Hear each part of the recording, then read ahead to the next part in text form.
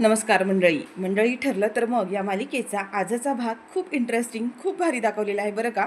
सायलीला आता आपणच खरी तन्वी आहोत ही आता स्वतःची ओळख तिला पटणार आहे. प्रतिमा ज्या वेळेला सायलीला तन्वीची लहानपणीची जी चित्र असतात ती दाखवते आणि सायलीला हेही आठवतं की आश्रमामध्ये आपण जी चित्र काढली आहेत ती आणि तन्वीची चित्र सेम आहेत. आणि सायली जेव्हा आता ती चित्र जाऊन पाहते आणि तिला कळतं की ती चित्र आपणच काढली आहेत आणि आतापर्यंत जेवढे काही योगायोग जुळून आलेत ना त्याच्यावरून सायलीची पूर्ण खात्री पटली आहे की आपणच तन्वी आहोत. आता सायली ही गोष्ट मधुभाऊंना पुन्हा विचारायला जाणार असतेच. तोवर हॉस्पिटलमधून पुन्हा एकदा कॉल आलेला असतो की मधुभाऊंवर पुन्हा एकदा हल्ला झालाय. आता मधुभाऊंच्या तोंडाचा मास्क काढून ठेवल्यामुळे मधुभाऊ एकदा त्या गोष्टीतून वाचले गेले आहेत. पण तीच व्यक्ती पुन्हा एकदा आता मधुभाऊंवर हल्ला करते, त्यांना मारण्याचा प्रयत्न करते आणि ते एका नर्सने स्वतः पाहिलेलं आहे. आणि तिथे असलेले नर्स आणि डॉक्टर त्या माणसाला पकडण्याचा प्रयत्न करतात, पण तो पुन्हा आता त्या डॉक्टरांच्या आणि नर्सच्या हातातून निसटलेला आहे. पण आता माणूस नक्की कोण आहे जो सायलीच्या आणि मधुभाऊंच्या जीवावर उठलेला आहे? तर मागच्या प्रोमोमध्ये असं दाखवलंय की हा जो मुलगा आहे तो मधुभाऊंच्याच आश्रमात लहानाचा मोठा झालाय. आश्रमात जेव्हा तो होता तेव्हा तो खूप खोड्या करायचा आणि मधुभाऊ त्याला सतत ओरडायचे, त्याला शिक्षा करायचे. पण तन्वी म्हणजे सायली जी आहे ती त्याला लहान असल्यापासून आवडायची आणि त्याच गोष्टीचा बदला घेण्यासाठी तो आता पुन्हा एकदा मधुभाऊंच्या आणि सायलीच्या आयुष्यात आलेला आहे. पण आता या सगळ्यामध्ये सायली मधुभाऊंना कशा पद्धतीने वाचवते आणि मधुभाऊंकडून सायलीला आपणच खरी तन्वी आहोत हे सत्य कशा प्रकारे कळतं, हे सगळं काही आपण आजच्या भागात पाहणार आहोत. तर इकडे अर्जुन आणि सायलीने आता मधुभाऊंना स्वतःच्या घरी घेऊन जाण्याचा निर्णय घेतला आहे. म्हणजे आता मधुभाऊंना इकडे हॉस्पिटलमध्ये 2 वेळा त्यांच्यावरती हल्ला झालेला आहे. त्याच्यामुळे सायली आता ठरवते की मधुभाऊंना आता हॉस्पिटलमध्ये ठेवणं सेफ नाही आहे, त्यांना आपण घरी घेऊन जायला हवं. तर आता हे सगळं नेमकं कसं घडलंय, काय काय घडलं, हे सगळं काही आपण आजच्या भागामध्ये पाहणार आहोत. पण त्याआधी तुम्ही आपल्या जर चॅनलवर नवीन असाल, चॅनलला जुनी सबस्क्राईब केलं नसेल तर चॅनल आता सबस्क्राईब करून घ्या. म्हणजेच मालिकांचे असेच येणारे नवीन व्हिडिओज, नवीन अपडेट्स सगळ्यात आधी तुम्हाला आपल्या चॅनलवर पाहायला मिळतील. आणि सोबत व्हिडिओला लाईक करायला सुद्धा विसरू नका. म्हणजे आपण मागच्या भागात पाहिलं की आता ज्या व्यक्तीने मधुभाऊंवर पुन्हा एकदा त्यांना मारण्याचा प्रयत्न केला, त्यांचा ऑक्सिजन मास्क काढून ठेवला, हे जेव्हा डॉक्टर आता इकडे अर्जुन, सायली आणि कुसुम या तिघांना सांगतात तेव्हा हे तिघंसुद्धा त्या डॉक्टरांवर चिडलेले असतात आणि म्हणतात की असं होऊच कसं शकतं, आम्ही आमचा पेशंट इतके दिवस तुमच्या भरोशावर इथे ठेवला आहे आणि याच ठिकाणी पेशंटवर हल्ला होतो, त्यांना मारण्याचा प्रयत्न केला जातो, हे कसं काय शक्य होऊ शकतं. आणि त्यासाठी अर्जुन आणि सायली आता जाऊन CCTV फुटेज चेक करतात, जेणेकरून त्याच्यामध्ये सगळं काही कळेल. पण नेमका CCTV फुटेजचा तो जो भाग आहे तो कोणीतरी डिलीट केला. आता तो कोणीतरी म्हणजे त्याच माणसाने डिलीट केला आहे ज्याने मधुभाऊंना मारण्याचा प्रयत्न केला. पण आता इकडे सगळ्यांची शोधाशोध सुरू असते. CCTV फुटेज चेक केलं जातं, त्यात कुसुम मावशी ज्या आहेत त्या बाहेर येतात आणि त्यानंतर नर्स आतमध्ये जाते, इतकंच दिसतं. मधला फुटेज डिलीट झालाय. ज्या माणसाने आता मधुभाऊंवर हल्ला केलाय तो म्हणत असतो की अर्जुन, सायली तुमच्या हाती मी कधीच लागणार नाहीये आणि हे फुटेज पण नाहीये. अर्जुन, सायली तुम्हाला जर मी नाही उद्ध्वस्त केलं, अर्जुन खरं तर माझी तुझ्याशी दुश्मनी नाहीच आहे, माझी ह्या मधुभाऊशी दुश्मनी आहे. पण अर्जुन, तू तर माझ्या सायलीला माझ्यापासून दूर हिरावून घेतलं, तुला पण मी आता सोडणार नाहीये. खरं तर हा जो मुलगा आहे तो मधुभाऊंच्याच आश्रमामध्ये लहानाचा मोठा झालेला आहे असं दाखवलंय, अशी स्टोरी आहे ती आपल्याला पुढे बघायला मिळेल. आता अर्जुन तिथे असलेला वॉचमॅन जे आहे त्याला विचारत असतो की हे CCTV फुटेज डिलीट झालं कसं, तू इथे काय झोपा काढत असतोस का, तुला माहीत कसं नाही आहे. आणि आता तो त्याला मारणार असतो, त्याच्याकडनं काही काढून घेणार असतो, तेवढ्यात सायलीला तिथे चक्कर येते. आता सायलीला चक्कर आल्यामुळे तो माणूस वाचला आहे आणि अर्जुनने आता त्या माणसाला सोडून पटकन सायलीला पकडतो आणि तो तिला घेऊन आता इकडे बाहेर निघून येतो. पण आता इथे त्यांनी डॉक्टरांना सक्त बजावून ठेवलं की मधुभाऊंच्या जीवाला जर काही झालं तर मी तुम्हा कोणालाही सोडणार नाही आहे. इकडे अर्जुन सायलीला घेऊन आता निघून जातो. इकडे सायली आता किल्लेदारांच्या घरी आलेली असते आणि रविराजसुद्धा आलेले आहेत. सायलीला बघून रविराजांना खूप भारी वाटतं. त्यांना सायलीमध्ये आता इकडे तन्वीचा भास होत असतो आणि त्याच वेळेला ते तन्वीबद्दल बऱ्याचशा गोष्टी आता इकडे सायलीला सांगत असतात. पण सायलीच्या मनात आता बरेच प्रश्न निर्माण झालेत. सायलीला कुठेतरी वाटत असतं की आपणच तन्वी आहोत. सायली म्हणत असते की खरंच मीच यांची मुलगी तन्वी आहे, पण मी त्यांच्यासमोर असूनसुद्धा त्यांना ते जाणवत नाही आहे. मला कळत नाही आहे नक्की काय होतं हे. खरंच मी जो विचार करते ते योग्यच आहे का, मीच तन्वी आहे का. पण आता माझ्याकडे कोणताही पुरावा नसताना मी ह्यांना कसं सांगू. सायली म्हणते मला लवकरात लवकर आता हे सगळं ना शोधायलाच हवं. मला ह्या प्रश्नांची उत्तर मिळायलाच हवी की खरंच मी तन्वी आहे का. पण मला सतत आतून असं का वाटतंय की हो मीच तन्वी आहे म्हणून, माझं मन मला का असं सांगतंय. इकडे सायली आता प्रतिमाला म्हणते की प्रतिमा, त्या मला ना तन्वीच्या लहानपणीच्या गोष्टी सगळ्या काही ऐकायच्यात. मी आता 4 दिवस इकडे राहणार आहे की नाही, मला तन्वीबद्दल जे जे माहिती आहे ना ते तुम्ही सगळं सांगाल का. रविराज म्हणतात की अगं त्यात काय एवढं, तन्वीच्या खूप साऱ्या आठवणी ज्या आहेत ज्या आम्ही आत्तापर्यंत जपून ठेवल्यात. खरं तर आमच्याकडे फक्त आता आठवणीच राहिल्यात आणि आयुष्यभर आम्हाला त्याच जपून ठेवायच्यात. आणि प्रतिमा म्हणते की हो, जेवणावर मी तुला सगळं काही लवकर दाखवते. इकडे प्रतिमाने आता सायलीच्या ज्या लहानपणीच्या वस्तू आहेत, म्हणजे तिचं जे काही ड्रॉइंग्स बुक्स असतात ते सगळं आता इथे सायलीला दाखवते. आणि सायलीला आता तन्वीचं ते ड्रॉइंग बुक दिसतं, ज्याच्यामध्ये तन्वीने लहानपणी काढलेली सगळी चित्र आहेत. आणि सायली जेव्हा तिला पाहते तेव्हा तिला आठवतं की अशी चित्र तर मी सेम काढायचे. मधुभाऊंच्या आश्रमामध्ये कितीच अशी चित्र मी काढून ठेवली आहेत. माझ्यात आणि तन्वीमध्ये एवढं साम्य कसं काय असू शकतं? अगदी सेम चित्र असंच आता सायलीने आश्रमात सुद्धा काढलेलं असतं आणि ते लास्ट टाइम प्रतिमाने सुद्धा पाहिलेलं आहे. सायली म्हणते की एवढा योगायोग कसं काय असू शकतो? जे चित्र मी काढलंय सेम तेच तन्वीने लहान असताना सुद्धा काढलेलं आहे. सायली म्हणते की मला पाहायलाच हवं. सायली म्हणते की प्रतिमात्या, तन्वीचं हे चित्र मी मला ठेवू का माझ्याजवळ? खूप छान वाटलं मला हे चित्र बघून. प्रतिमा म्हणते गं ठेव ना, काही हरकत नाही आहे. सायली आता त्या चित्राकडे पुन्हा पाहते आणि ती त्या चित्रामध्ये हरवूनच गेलेली असते. आणि त्याच्यामध्ये तिला आता लहानपणी ड्रॉइंग करणारी तन्वी पुन्हा आठवायला लागते.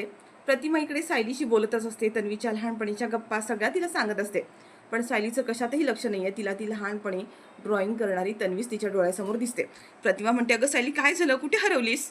सायली म्हणते नाही प्रतिमात्या, तन्वीच्या ह्या लहानपणीच्या गोष्टी पाहून आहे ना खूप भारी वाटतं. कधी कधी असं वाटतं की तन्वीचं आणि माझं खूप जुनं नातं आहे. आता सायली असं म्हणते तेव्हा प्रतिमा म्हणते की तन्वीचं आणि तुझं? त्यावर सायली म्हणते की नाही, म्हणजे तन्वीच्या जेव्हा काही गोष्टी पाहते ना मी, तेव्हा त्या प्रत्येक गोष्टीमध्ये मला ना आपलेपणा जाणवतो, म्हणून म्हणाले. प्रतिमा म्हणते बरं ठीक आहे, जास्त वेळ जागरण करू नकोस, पुन्हा ॲसिडिटी पित्ताचा त्रास होईल तुला, जा लवकर झोपून घे. प्रतिमा इकडे निघून जाते, पण सायली त्या चित्राकडे पाहतच राहिलेली असते. सायलीला आता इकडे झोपच येत नाही आहे. सायलीच्या मनात एकच प्रश्न निर्माण होतो की तन्वीचे आणि माझे प्रत्येक गोष्टी कशा काय जुळतात, प्रत्येक गोष्टीमध्ये एवढा योगायोग, एवढं साम्य कसं काय असू शकतं? सायली ते तन्वीने काढलेलं चित्र पुन्हा हातात घेते आणि म्हणते की सेम असं चित्र मी मधुभाऊंच्या आश्रमामध्ये सुद्धा काढून ठेवलेलं आहे. सायली म्हणते की मला ते पाहायचं आहे. माझ्या मनात जी शंका आहे, मला जे जे वाटतं तेच खरं आहे का? जर तेच खरं असेल तर मला माझ्या प्रत्येक छोट्या छोट्या प्रश्नांची उत्तरं शोधून काढायलाच हवी. आणि सायली आता इकडे मधुभाऊंच्या आश्रमामध्ये जायचं आणि तिथे जाऊन सगळ्या प्रश्नांची उत्तरं शोधायची तिने ठरवलेलं आहे. इकडे सायली आता पहाटे पहाटे मधुभाऊंच्या आश्रमामध्ये येते. सायलीला इतक्या दिवसानंतर आश्रमामध्ये आल्यावर खूप भारी वाटत असतं. पण सायली आता ज्या भिंतीवर तिने चित्र काढलेलं असतं, जे चित्र तन्वीने काढलं आहे, सेम तसं चित्र सायलीने त्या भिंतीवरती काढून ठेवलेलं असतं. आणि सायली आता त्या ठिकाणी येते आणि त्या भिंतीवरील चित्र आणि तिच्या हातातील चित्र ह्या दोन्ही गोष्टी दोघांमध्ये सेम साम्य आहे, काहीच फरक नाही आहे. सायली म्हणते असं कसं असू शकतं? तन्वीने काढलेलं चित्र आणि मी काढलेलं चित्र अगदी सेम आहे.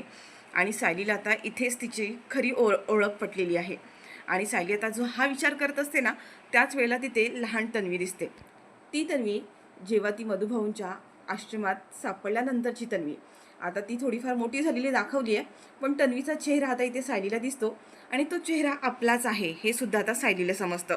आणि या सगळ्यामध्ये आता सायलीला एक गोष्ट मात्र कन्फर्म झाली आहे, म्हणजे सायलीच्या मनात आतापर्यंत ती शंकाच होती. तिला असं वाटत होतं की आपण तन्वी आहोत, पण तिला आता कोणतेही पुरावे सापडत नव्हते. पण आता हे सगळं पाहिल्यानंतर आपणच खरी तन्वी असल्याची सायलीची पूर्णपणे खात्री झाली आहे. आणि त्या मुलीचा चेहरा पाहिल्यानंतर तर आपणच तन्वी असल्याचा भास आता सायलीला होतो. म्हणजे त्या फोटोतील तन्वी आणि सायलीला आता स्वतः लहानपणीचा चेहरा तिच्यासमोर येतो. ह्या दोन्ही चेहरे अगदी सेम आहेत, म्हणजे हीच तन्वी आहे आणि म्हणजेच तन्वी म्हणजे आपणच आहोत, ही आता सायलीला 100% खात्री झाली आहे. आणि सायलीला आता असं होतं की ही गोष्ट जाऊन कधी एकदाची अर्जुनला जाऊन सांगते, असं झालेलं असतं.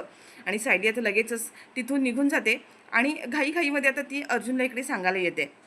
पण जात असतानाच सायलीला आता आणखीन काही गोष्टी आठवतात, त्या म्हणजे मधुभाऊंच्या आश्रमामध्ये असलेली ती गाठोडी. मधुभाऊंच्या आश्रमामध्ये 20 मुलं होती आणि त्या 20 मुलांची गाठोडी जेव्हा पोलीस स्टेशनमध्ये नेली गेली तेव्हा त्यांना 18च गाठोडी सापडली होती आणि त्यातील 2 गाठोडी मिसिंग होती. ते म्हणजे प्रियाचं आणि सायलीचं. आणि आता सायलीला हे आठवतं की प्रियाने गाठोडी अदलाबदली केलेली. तिने प्रियाचं जे गाठोडं तन्वीच्या नावावर लादलं होतं, पण ती सदा महिन्याची मुलगी निघाली, म्हणजे प्रियाने जे स्वतःच्या नावावर जे तन्वीचं गाठोडं घेतलं होतं ते गाठोडं माझं आहे हे मात्र आता सायलीला कन्फर्म झालं आहे. म्हणजे प्रियाने गाठोड्यांची अदलाबदली केल्यामुळे हा सगळा घोल झाला, हे आता सायलीला चांगलंच कळून चुकलं आहे. आणि सायली आता लगेचच हे सगळं काही जे तिला तिच्या प्रश्नांची जी उत्तरं मिळाली ते सगळं काही आता तिला जाऊन अर्जुनला सांगायचं असतं. इथे तो माणूस जो आहे ज्याने मधुभाऊंना एकदा मारण्याचा प्रयत्न केला, पण त्याच्यातून आता मधुभाऊ वाचलेत. पण त्याला काही झालं तरी मधुभाऊंना संपवायचं असतं, कारण त्याला माहीत झालं आहे की सायली ही तन्वी आहे आणि जर ही गोष्ट सगळ्यांना समजली तर सायली ही माझी कधीच होऊ शकणार नाही आहे आणि त्याच्यामुळे त्याला ही गोष्ट कधीच कोणाला कळू द्यायची नाही आहे. आणि त्यासाठी आता पुन्हा तो इथे मधुभाऊंना मारण्यासाठी आला आहे आणि तो मधुभाऊंना म्हणत असतो की म्हातारा तू इतका चिवट आहेस, मरतच नाही आहेस, एकदा मारण्याचा प्रयत्न केला तरी तू त्यातून वाचला, पण आता ह्या वेळेला मात्र तुला कोणी वाचवणार नाही आहे. आणि पुन्हा आता तो मधुभाऊंच्या जवळ येतो. मधुभाऊंनी त्याला पाहिलं आहे आणि त्यांना कळलं आहे की त्यांचा जीव आता पुन्हा एकदा धोक्यात आहे. पण मधुभाऊंच्या हातापायांची हालचाल होत नाही आहे, त्यांचा आवाज निघत नाही आहे, त्याच्यामुळे त्यांना काहीच करता येत नाही आहे. पण तरीसुद्धा मधुभाऊ त्यांचे हातपाय हलवण्याचा प्रयत्न करत असतात, बोलण्याचा प्रयत्न करत असतात, पण त्यांना जमतच नसतं. तो म्हणतो की किती तडफडण्याचा प्रयत्न कर, किती आरडाओरडा करण्याचा प्रयत्न कर, तुझ्या तोंडातून काही आवाज निघणारच नाही आहे आणि तुझा हा आजचा आवाज आणि जो काही श्वास आहे ना, तो आज कायमचाच बंद होणार आहे. आणि आता तो पुन्हा एकदा मधुभाऊंचा गळा धरून त्यांचा गळा आवळण्याचा प्रयत्न करत असतो, मधुभाऊंना मारण्याचा प्रयत्न करतो. पण तेवढ्यातच आता पुन्हा एक नर्स आहे, ती आतमध्ये येते आणि तिने हा सगळा प्रकार लांबून पाहिला आहे. म्हणजे आधी मधुभाऊंच्या तोंडाचा सुद्धा मास्क काढून ठेवला गेला होता, ती ही व्यक्ती हीच असणार आहे. आणि ती व्यक्ती जी आहे, म्हणजे जी नर्स आहे, ती पुढे येते आणि म्हणते की काय करताय तुम्ही, तुम्ही कोण आहात आणि तुम्ही काय करताय त्यांच्यासोबत. आता तिने मधुभाऊंचा गळा दाबताना पाहिलेलं असतं.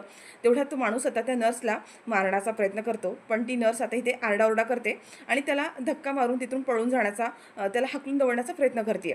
पण तो आता इथे नर्सचा तोंड दाबून तिलाच मारण्याचा प्रयत्न करत असतो.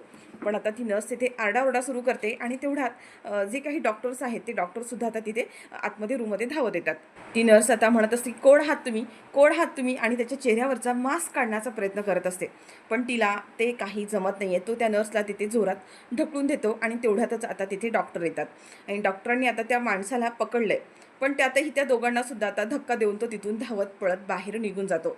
आता मात्र इथे हे नर्स आणि डॉक्टर दोघंसुद्धा घाबरलेत, कारण त्यांना माहिती आहे की मधुभाऊंच्या जीवावर दुसरीच कोणीतरी व्यक्ती आहे जी बाहेरची उठलेली आहे.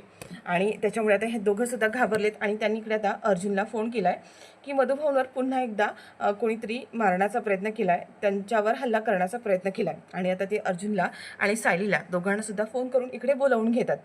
आता इकडे सायली, अर्जुन आणि कुसुम जे आहेत ते पुन्हा इथे डॉक्टरांना भेटायला आलेले आहेत आणि त्यानंतर डॉक्टरांनी झालेला सगळा प्रकार हाताळण्यास सांगितला आहे की तो माणूस आमच्या तावडीतून तर निसटला, पण तुमचं असं कोणी आहे का ज्यांची मधुभाऊंची दुश्मनी आहे आणि म्हणून ती व्यक्ती हल्ला करत असेल, कारण हॉस्पिटलचा स्टाफमधलं कोणीच नाही आहे, जी कोणी व्यक्ती होती ती बाहेरची व्यक्ती होती. पण आता अर्जुन आणि सायली विचार करत असतात की अशी कोण व्यक्ती आहे, इतके दिवस मधुभाऊंवर असा हल्ला कोणीच नाही केला, म्हणजे मधुभाऊंना मारण्याचा प्रयत्न केला, पण या गोष्टीला आता इतके महिने झाले आणि त्यानंतर ती व्यक्ती पुन्हा का आता आली असेल. खरं तर मधुभाऊंवर हल्ला झाला ह्या गोष्टीला बरेच दिवस झालेले असतात आणि अर्जुन म्हणत असतो की मधुभाऊंवर कोणी हल्ला केला ही गोष्ट आपण तेव्हा शोधून काढायला हवी होती, पण ती व्यक्ती अजूनही आपल्या हाती सापडली नाही आहे. कदाचित त्याच व्यक्तीने पुन्हा आता हल्ला केला असेल असं अर्जुनचं मत असतं. पण तेव्हा आता इथे डॉक्टर म्हणतात की आमचा स्टाफ इथे कंटिन्यू असतो, पण तरीसुद्धा जर ती व्यक्ती पुन्हा जर अशा गोष्टी करत असेल तर मधुभाऊंच्या जीवाला धोका आहेच. तुम्हाला काहीतरी याच्यावरती ऑब्जेक्शन घ्यावं लागेल, तुम्ही पोलीस कंप्लेंट करा किंवा अजून काही करा. पण आता इथे सायली म्हणत असते की जर असं वारंवार होणार असेल तर मधुभाऊंच्या जीवाला धोका आहे, मधुभाऊंना आपण इथे ठेवूच शकत नाही.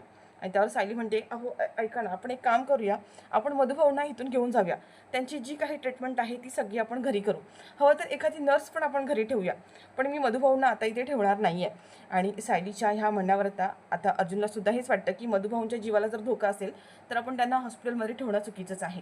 आणि त्याच्यामुळे आता अर्जुन आणि सायलीने असं ठरवलं की मधुभाऊंना आत्ताच्या आत्ता इथून घरी शिफ्ट करायचं. आणि त्याचनुसार आता अर्जुन आणि सायलीने मधुभाऊंना स्वतःच्या घरी घेऊन जायचं ठरवलं आहे. पण मंडळी इकडे आता सायलीला अर्जुनला सांगायचं असतं की तिला खात्री झाली आहे की आपणच तन्वी आहोत आणि आपण तन्वी असल्याची खात्री झाल्यामुळे तिला अर्जुनशी ह्या गोष्टीबद्दल बोलायचं असतं.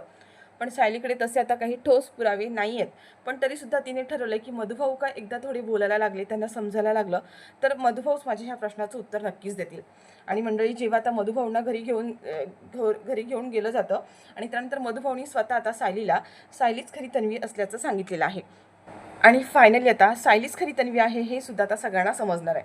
पण आता हे नेमकं सगळं कसं घडणार आहे, कशा पद्धतीने घडणार आहे हे आपल्याला येणाऱ्या पुढच्या भागांमध्ये पाहायला मिळेल. तर मंडळी तुम्हाला हा आजचा भाग कसा वाटला कॉमेंट करून नक्की सांगा. व्हिडिओ आवडल्यास व्हिडिओला लाईक करा, शेअर करा. चॅनलवर नवीन असाल, चॅनलला जुनी सबस्क्राईब केलं नसेल तर चॅनल आत्ता सबस्क्राईब करून घ्या, म्हणजेच मालिकांचे असेच येणारे नवनवीन व्हिडिओज, नवनवीन अपडेट सगळ्यात आधी तुम्हाला आपल्या चॅनलवर पाहायला मिळतील. आणि हो, सोबतच व्हिडिओला लाईक करायला सुद्धा विसरू नका.